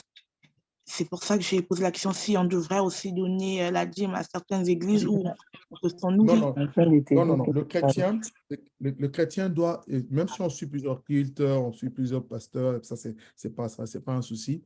Là, on peut donner ce qu'on appelle les offrandes. En termes d'offrandes, tu peux bénir n'importe qui, hein, n'importe quel ministère. Personnellement, on a fait énormément. On bénit des ministères à gauche et à droite, d'accord? Et par contre, ma dîme à moi, même en tant que pasteur, mes dîmes à moi, je la verse dans l'église. Vous voyez, dans mon église. Donc, ce qu'on peut donner ailleurs, c'est les offrandes. Si Dieu te met à cœur une somme, donne à tel ministère, tel pasteur, il faut le faire. Si Dieu te met à cœur, ce n'est pas un souci. Mais la dîme, tu donnes à ton église d'attache. Quelle est ton église d'attache? C'est à ton église d'attache que tu verses la dîme régulièrement. C'est ça. D'accord, merci. OK. Une autre question? Oui, bonsoir, papa. Bonsoir. C'est la sœur Magali. Bonsoir à tous. Bonsoir. J'aimerais savoir par rapport aux dettes dont tu as parlé suite à une mauvaise éducation financière. Est-ce que tu penses que la manière de rembourser les dettes, est-ce que la solution, c'est de prendre plusieurs boulots ou on partirait à la base du salaire initial que tu as? Ah, ok. Très bonne question. Si le salaire que tu as peut suffire pour commencer à rembourser les dettes, par exemple, vous avez négocié un échelonnement par rapport au remboursement, tant mieux. Mais si une personne estime que je peux combiner avec un travail momentanément, d'accord, pour essayer voilà, d'épurer un peu la dette, avoir aussi un peu de cash flow aussi, ça ne dérange pas dans la mesure où vous pouvez gérer. Hein. Il faut juste que vous arrivez à gérer et que ça rentre bien dans votre organisation. Il ne faut pas que cela chamboule votre organisation et puis négliger les autres choses. Juste ça. D'accord, ok. Merci beaucoup. Je vous en prie. Une autre question, rapidement. Oui, bonsoir. Bonsoir, pasteur, c'est Bonsoir. Frère Axel. Oui. J'ai une petite question. En fait, je voulais savoir dans le domaine de l'entrepreneuriat ou dans le domaine du business en général, est-ce que pour nous, les chrétiens, on est obligé de s'associer qu'avec des chrétiens? Ah non, non, non, non, non, non. On n'est pas obligé de travailler qu'avec les chrétiens. D'ailleurs, c'est une mauvaise philosophie, une mauvaise pensée. D'ailleurs, même, je peux te dire, beaucoup de chrétiens ne sont même pas fiables. Malheureusement, hein, beaucoup de chrétiens ne sont pas fiables dans beaucoup de domaines. Vous risquez d'avoir beaucoup de problèmes. Il faut d'abord s'associer, il faut d'abord connaître la volonté de Dieu, premièrement. Deuxièmement, connaître le domaine de compétence de la personne. Vous associez par rapport à une compétence. Si la personne n'est pas compétente, chrétien ou pas, je ne la prends pas. Troisièmement, vous devez avoir les mêmes valeurs. D'accord? S'accorder juste ça. Je donne un exemple. Je ne vais pas m'associer avec quelqu'un qui, lorsque on est en train de travailler ensemble, il prend l'argent qu'on a mis ensemble, lui, pour faire aussi un trafic de drogue, par exemple.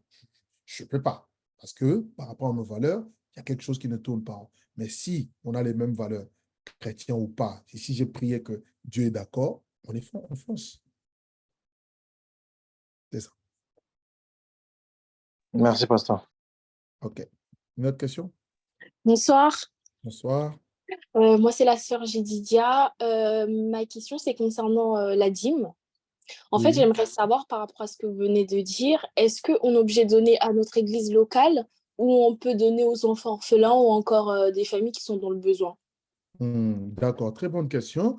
La dîme, on ne donne jamais sa dîme aux orphelins. Ce qu'on donne aux orphelins, c'est comme je parlais des actes de générosité. D'accord? Il va y Ok, avoir une somme que vous prenez pour donner aux orphelins, aux veuves, aux nécessiteux et tout et tout. Mais la dîme, dès que vous avez vos revenus, la première dépense que vous devez faire, la toute première, c'est retirer la part de Dieu, ce qu'on appelle la dîme donnée. Après, maintenant, vous gérez les autres choses, d'accord? Vos dépenses personnelles, vos charges fixes, vos charges variables, votre épargne. Maintenant, vous devez avoir aussi un petit fonds. Maintenant, dit, bon, moi, avec ce fonds, je peux maintenant soutenir telle personne, je peux aider telle personne. Voilà. Ne confondez pas. d'accord, merci. Je vous en prie. Une autre question? Bonsoir, Bonsoir. moi c'est la sœur Wildiane. Hmm. En fait, la question que je voulais poser, c'est quelqu'un en état étudiant, en statut étudiant, et puis avec les barrières, en fait, les contraintes que pose la préfecture, comment cette personne pourrait investir pour constituer un patrimoine financier? Alors, quelqu'un qui est étudiant, je n'ai pas bien compris la question. Quelqu'un étudiant, mais avec la préfecture, il y a un nombre d'heures à travailler par mois. Du coup, cette personne-là n'a pas vraiment un bon salaire. Comment cette personne peut investir pour constituer un patrimoine financier?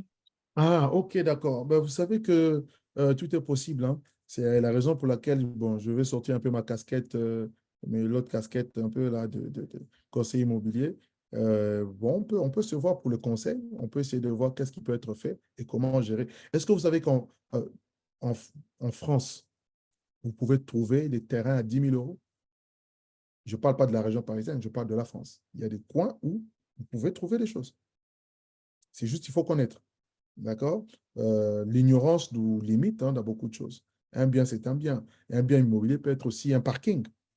Au jour d'aujourd'hui, ceux qui font le business de parking arrivent vraiment à s'en sortir avec des rendements assez intéressants au jour d'aujourd'hui. Vous voyez? Donc, il y a toujours des pistes de solutions. Bon, certainement, soit on n'est pas en contact, on ne sait pas. Et voilà pourquoi nous, on termine même dans l'Église, on est en train de préparer quelque chose. C'est déjà depuis 1 année et demie déjà. Et là, dans un mois, nous allons avoir la conférence sur les finances avec une équipe qui est derrière pour un accompagnement et un suivi dans bien des domaines, notamment dans le domaine immobilier. D'accord, merci. Je vous en prie. Une autre Bonsoir. question? Bonsoir, Bonsoir. je suis la sœur Christine. J'avais une question par rapport au prêt immobilier. Est-ce que c'est une obligation d'avoir un apport personnel? OK. Il y a un certain temps, ce n'était pas obligatoire. On pouvait faire un prêt à 110%. Mais depuis que la situation s'est un peu corsée, depuis plus d'1 année, les banques demandent entre 10 et 20% maintenant d'apport pour donner le prêt. Voilà un peu la règle générale. Et on croit on pense, hein, certains experts pensent que d'ici l'année prochaine, cette mesure pourra être assouplie. Mais à l'heure actuelle, pour acquérir, il faut compter entre 10 et 20% d'apport exigé par les banques. D'accord, Oui, merci. oui. Oui, ça Une autre va. question?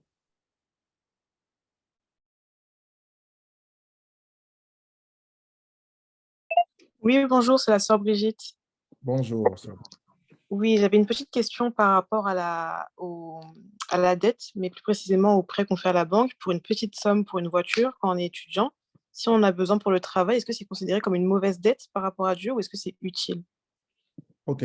Maintenant, il faudrait calculer, voilà, je verrai ça la prochaine fois, parce que je n'ai pas vraiment fini. Je crois que ces questions, si j'avais terminé mon diapo, on allait vraiment, vraiment comprendre beaucoup de choses. Euh, si la voiture va t'aider à gagner de l'argent et à rembourser vite, ça peut être quelque chose d'intéressant parce que ça va t'aider en fait à augmenter une valeur, à augmenter ta valeur, à augmenter les revenus. C'est ça en fait. D'accord? Mais si ça va te ruiner, alors mieux vaut pas le prendre. C'était ça, en D'accord. fait, la conclusion de mon enseignement d'aujourd'hui. Mais comme je n'ai pas fini, on va faire la deuxième phase. Je vais essayer d'expliquer un peu beaucoup de choses, comment augmenter les finances, quelles sont les stratégies qu'on peut mettre en place et comment aussi gérer. Il faut comprendre, il faut bien maîtriser la notion des actifs et des passifs. Ça va vous Mhm. aider vous-même à bien gérer. Vous n'avez pas forcément besoin que quelqu'un soit là pour vous dire, il faut faire ça, il faut faire ça. Non. Vous-même, en comprenant ça, vous allez bien calculer après, avec le Seigneur, bien évidemment, vous allez juger si vous vous engagez ou si vous ne vous engagez pas. Merci beaucoup, merci à vous, merci. OK. OK, je prends Bonsoir. 2 autres questions. OK, Bonsoir. allez-y. Bonsoir. Oui, est-ce que c'est mieux donc de faire un achat un achat immobilier avec un particulier ou une agence immobilière en termes de rentabilité et Ah, de OK, sécurité? d'accord. De toute façon, en termes de sécurité, vous ne craignez rien parce que les transactions ne se font jamais de particulier à particulier. C'est toujours via des notaires, d'accord? Et des notaires qui prennent le temps de vérifier un certain nombre de choses. Cependant, avec ma casquette de conseiller en immobilier, il est toujours préférable d'être accompagné. Pourquoi? Parce qu'il existe des vices cachés. Il y a des gens qui peuvent vous vendre des biens alors qu'il y a certaines choses qui ne vont pas, mais que si vous êtes novice, vous n'allez pas voir, vous n'allez pas vous apercevoir et ça peut vous causer préjudice. Voilà pourquoi c'est toujours conseillé. Ce n'est pas une obligation, mais c'est conseillé, à moins que vous ayez les connaissances et quelques compétences dans le domaine pour pouvoir vous lancer vous-même. Mais c'est toujours conseillé de se faire accompagner. C'est un gain de temps. Vous gagnez du temps et vous n'allez pas perdre de l'argent non plus. Voilà. Merci. Autre question?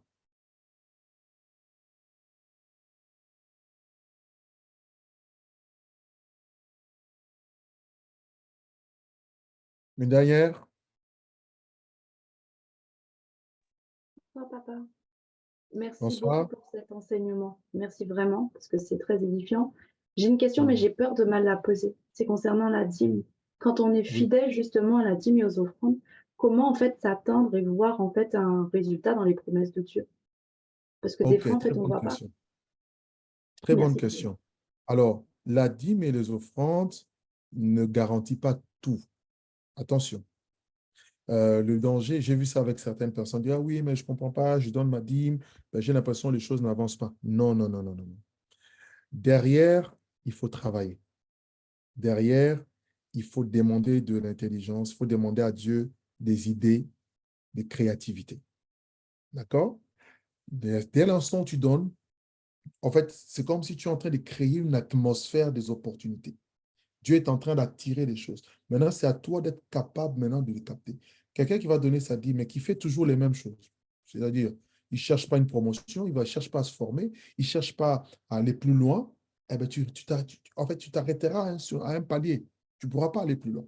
Il faut toujours être en quête. Il faut te dire, bon, je veux augmenter ma valeur, je veux augmenter mes connaissances, je veux augmenter mes compétences. Moi, personnellement, qu'est-ce que je fais? Je lis énormément. Énormément. Pourquoi? Parce que je sais que je dois avoir beaucoup de connaissances, ce qui va m'ouvrir encore beaucoup plus de portes. D'accord?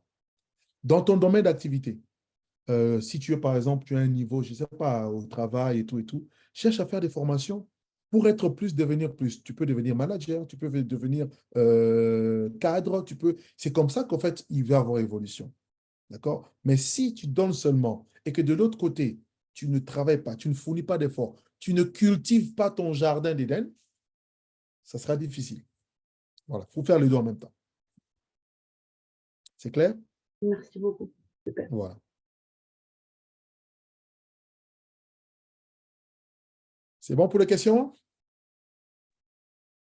Bonsoir apôtre. Bonsoir.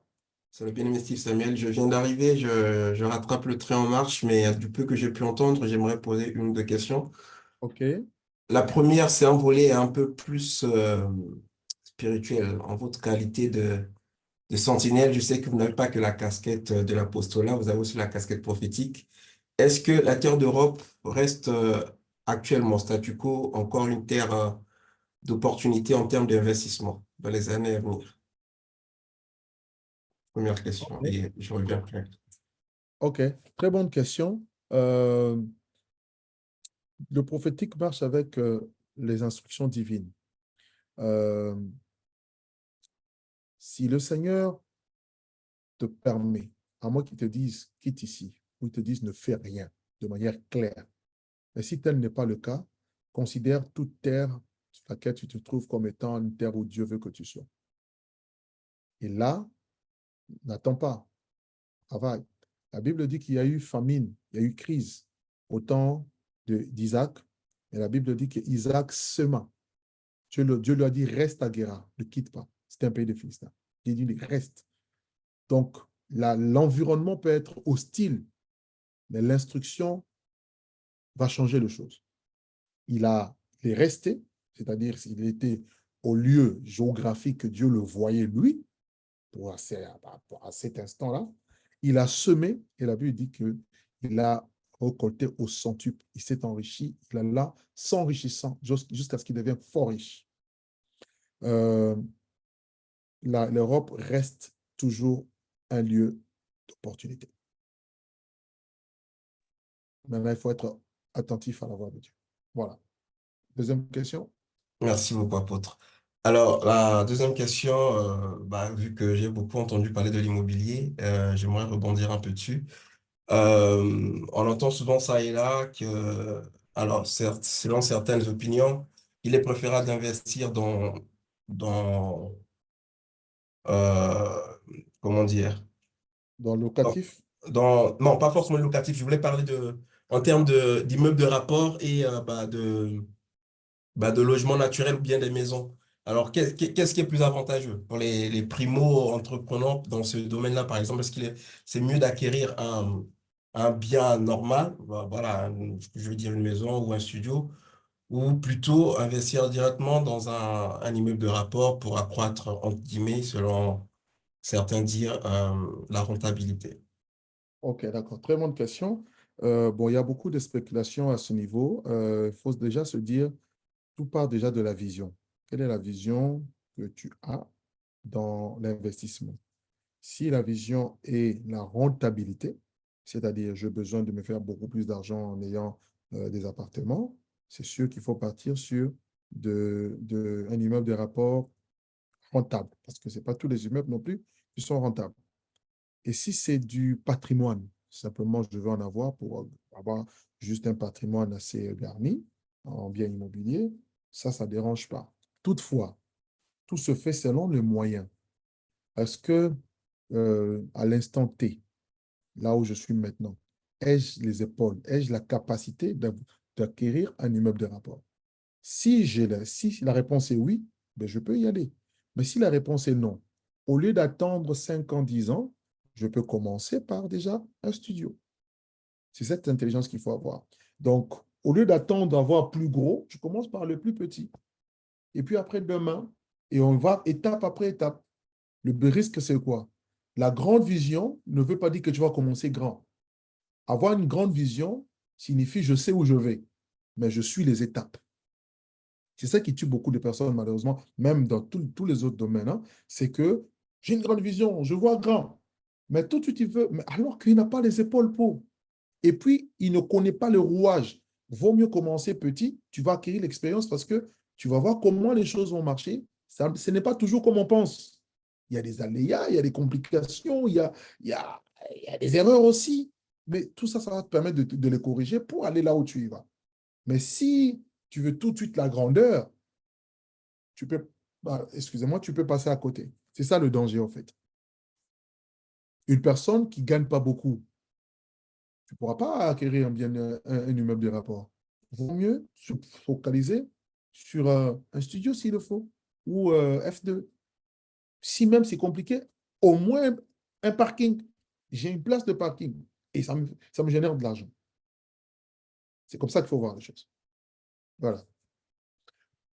Merci, Je reviendrai en détail sur ça la prochaine fois, parce que j'avais prévu déjà en parler juste après les six principes de gestion financière biblique.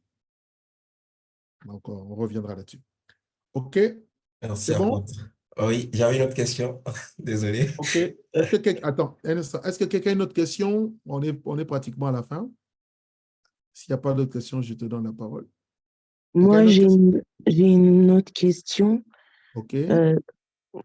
C'est la sœur Nadège. En fait, c'est le frère qui m'a donné cette idée pour la question. Par rapport, je vois, est-ce que pour un chrétien, est-il mauvais de pouvoir investir dans l'immobilier, mais dans, on va dire, vous voyez les salles de fête, tout ce qui est fête, et souvent on fait louer des lieux, tout ce qui est fête et tout, mais par exemple, moi j'ai des amis qui sont pas chrétiens, qui font des fêtes du style non chrétien, quoi, païenne, quoi, et qui peuvent louer ces salles. Et est-ce que c'est mauvais ou pas aux yeux de Dieu, en fait? Parce que... En fait, je comprends. En fait, Oui, ce qu'il faut comprendre, ce que je veux te faire comprendre, c'est quoi? Quand tu fais les affaires, oublie chrétien, pas chrétien. Là, on est dans le monde des d'accord. affaires. Ouais. D'accord? Si tu dois louer, tu dois acheter une salle de fête, tant que les chrétiens viennent louer, je pense que tu auras du mal vraiment, tu auras vraiment, mais vraiment du mal à pouvoir t'en sortir. D'accord? Soyons clairs par rapport à ça. D'accord? Tu n'es pas en train de pécher, tu es en train de faire louer quelque chose parce que c'est un bien, c'est ton business. Tu as un restaurant, tu ne vas pas dire, bon, moi c'est un restaurant chrétien, je veux que ceux qui entrent ici soient chrétiens. Non! C'est pas comme ça qu'on voit les choses. Sortons un peu, c'est comme si on a été un peu lobotomisé, hein, excusez-moi l'expression, en tant que chrétien, pour que tout ce qu'on fait, ça soit que les chrétiens. Non, non, non, non, non, non, non. Ouvrons-nous au monde. Nous sommes la lumière du monde. Du monde. Nous, la lumière du monde. Ils vont voir Christ. Il faudrait qu'ils viennent dans ton restaurant, il est païen, et puis il peut se convertir dans ton restaurant. Donc, parce qu'on véhicule les valeurs, on véhicule la vie de Christ et tout et tout. Mais en matière d'argent, tu ne peux pas travailler qu'avec les chrétiens. C'est pas vrai. C'est pas vrai, tu n'avanceras pas. D'ailleurs, pour la petite expérience que j'ai, que plusieurs pasteurs que je connais ont, eh ben, beaucoup même ont des très mauvaises expériences avec les chrétiens. Les chrétiens, des fois, ils ne sont pas sérieux. Il ne va pas venir au travail, il va te dire non, j'étais en retraite. Non, non, non. Vous voyez? Donc, faisons la part des choses. OK? Bah, en fait, excusez-moi, je dis ça parce que moi, j'ai pas ce problème. Mais en fait, c'est souvent l'étiquette qu'on nous colle. Par exemple, moi, souvent, ça m'arrive quand je fais des trucs, on me dit, mais toi, tu pars à l'église tous les dimanches, en plus, tu pries, tu es tout le temps là, mais tu n'es pas censé faire ça, en fait. C'est plus une étiquette qu'on nous colle, en fait. C'est ça, Non, non, non. par rapport à ça. Il faut refuser ça. Il faut refuser ça. Lorsqu'on doit faire, on doit chercher des choses rentables. J'investis par exemple dans la bourse. C'est pas moi qui ai créé la bourse, hein, d'accord?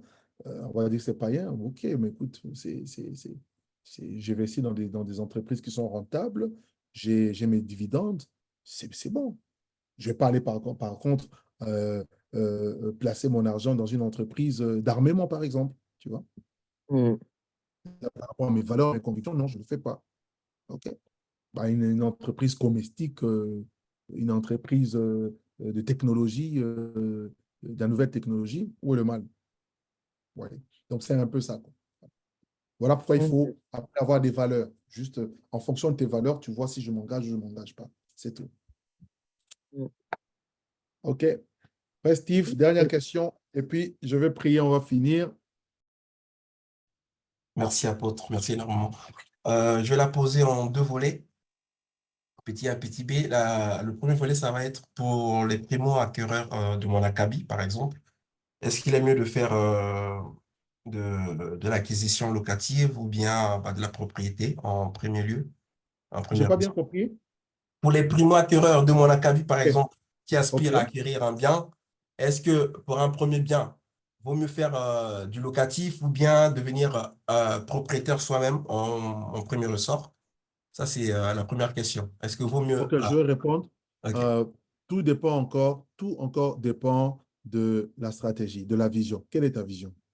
Est-ce que tu veux te faire de l'argent ou bien tu veux juste avoir un patrimoine? Si je veux avoir un patrimoine, c'est-à-dire je sors du régime de loyer où je paye puis un loyer et je prends mon bien, mon appartement ou ma maison et ce que je paye, ben, pousse ça en bourse et puis voilà, basta. Au final, c'est à moi.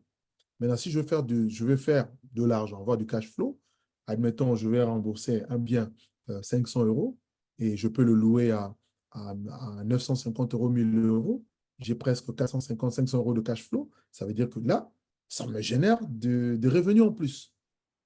C'est pourquoi je parle de la vision. En fait, en immobilier, c'est ça.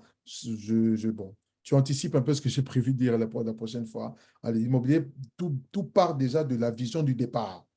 Est-ce que c'est juste un bien pour que voilà, je le sécurise ou bien je veux gagner de l'argent derrière? Si je veux gagner de l'argent, il vaut mieux aller sur du locatif. Oui, bien évidemment, là aussi, il faut bien étudier le marché. Il faut faire une bonne étude de marché, sinon, au niveau de la rentabilité, tu auras du mal. Et si c'est un bien en patrimoine, là, j'achète ma maison, je vis dedans, ça m'évite tous les loyers, et puis la maison est à moi. Dès que je finis de rembourser, la maison est à moi. C'est ça. Merci, apôtre. Et là, c'est la dernière question promis, c'est le volet B. Est-il préférable de partir sur un terrain vide et construire ou plutôt partir sur un terrain sur lequel c'est déjà construit et faire une acquisition?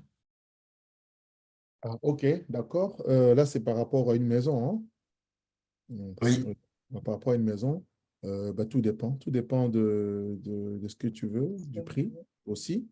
Euh, Sachant que dans une maison neuve, tu as beaucoup plus d'opportunités parce que tu peux avoir le PTZ et puis tu peux quand même avoir une maison à ton goût. D'accord? Et tout dépendra maintenant de l'opportunité que tu auras. Est-ce que c'est à côté de tes centres d'intérêt ou pas? École, travail, famille, tout et tout. Ou tu peux accepter de t'éloigner parce que, bon, voilà, tu veux te délocaliser. Tout encore dépendra de toi. Donc, dans les deux cas, c'est jouable. OK? Ah. je parlais plus en termes de prix, apôtre. Qu'est-ce qui est plus cher en fait entre les deux? Moi, je dirais plutôt en termes de localisation. Mhm. Les prix sont variables. Dans Paris, quelle que soit déjà, c'est difficile de trouver les terrains à construire à Paris. Donc, très, très difficile. Et, tout dépend, ça dépend. Mais au jour d'aujourd'hui, c'est pas donné quand même. Hein. C'est pas donné. Bon, après, je pourrais te faire un conseil à part, d'accord? Bon, ceux qui le voudront, bien évidemment. Hein. Je pourrais vous accompagner si vous le voulez dans mes temps libres, parce que là, je le fais, c'est gratuit, hein, mais normalement, c'est payant tout ça. Mais je le fais gratuitement parce que je veux que nous puissions être épanouis à tous égards. C'est ça l'objectif et ce qui m'a motivé au fait à commencer ce genre de programme. On va toucher beaucoup de sujets de temps en temps, ok. Quand j'aurai un peu le temps, moi, 1 à 2 fois par mois, on le fera. Ceux qui sont intéressés, n'hésitez pas aussi à en parler autour de vous, vos connaissances, vos amis, tout et tout. Vous pouvez également les faire venir. Ceux qui sont intéressés, on pourra discuter autour de cette chose. Je donnerai des principes bibliques et aussi parler un peu d'expérience, mais aussi répondre aux questions. D'accord? Il y aura d'autres moments où je ferai intervenir aussi d'autres personnes parce que je suis pas expert en tout. Hein. Je vais rester dans mon couloir. Mais d'autres aussi ont leur expertise. Ils pourront venir également nous aider sur cette plateforme. D'accord? Donc, voilà. Je vous remercie. Une question? OK. Il y a une question? C'est une question ou pas? OK. D'accord, très bien. OK, j'espère qu'on a été éclairé. Merci Seigneur pour ce moment. Merci à vous tous d'avoir pris le temps. Et nous voulons juste prier. Je vais prier pour chacun d'entre nous. Que la grâce soit accordée. Père, merci pour ce moment. Merci pour ce moment de partage, d'édification. Je crois par ton esprit que tu nous as fait du bien.